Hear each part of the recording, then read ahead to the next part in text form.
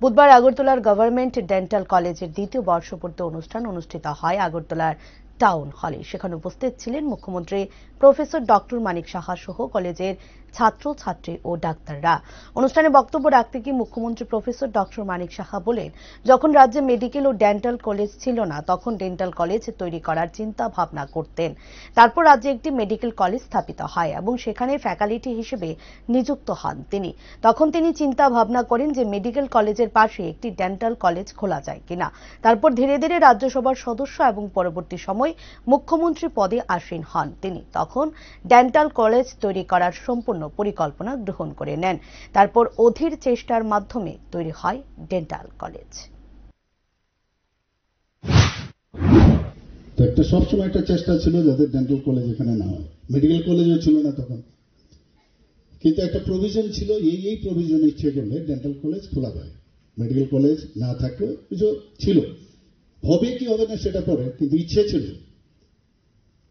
তো দেখা গেল সেখানে খুবই বাকবিতণ্ডা হলো, দিল না। পরবর্তী সময়ে যখন এখানে আমাদের ত্রিপুরা মেডিকেল কলেজে আমি ফ্যাকাল্টি হিসাবে জয়েন করি, সেখানে চেষ্টা করলাম যে এখানে কেন হবে না। এখানে ইচ্ছা করলে আমাদের মেডিকেল কলেজ যেহেতু হয়ে গেছে তার পাশে একটা ডেন্টাল কলেজ করা যায় কিনা।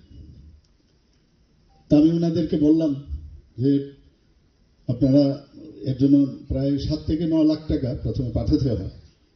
আমি বললাম ঠিক আছে, যদি হোক আর না হোক আমি দেবো টাকা, যদি না হয়।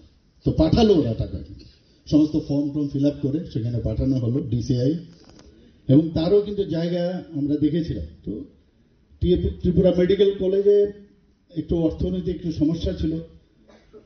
তা আমি বললাম একটা কাজ করুন, আপনারা এটা যদি ওখান থেকে ত্রিপুরা মেডিকেল কলেজের আন্ডারে যদি ডেন্টাল কলেজ হয়, অ্যাডভার্টাইজমেন্ট দিন, কেউ যদি ইন্টারেস্ট হয় তাহলে ওদের সাথে আপনারা মৌ করে নিন, তাহলে তো ডেন্টাল কলেজটা এখানে হবে। এবং অ্যাডভার্টাইজমেন্টও হয়েছিল, বহু লোক কিন্তু এসেছিল এখানে মানে ইয়ে করার জন্য। আর বাই দিস টাইম আমার আবার উন্নতি হলো, চলে এলাম এখানে। প্রথমে গেলাম রাজ্যসভার সদস্য, পরে হয়ে গেলাম মুখ্যমন্ত্রী। তারপর আমি দেখলাম যে আরো একটু বড় পরিসরে, তখন চিন্তা করলাম এই যে বিল্ডিংটা আছে সেটা পরিত্যক্ত অবস্থায় ছিল। উইদিন 9 মান্থস চিন্তা করলাম না, এটাকেই আমরা টার্গেট করি।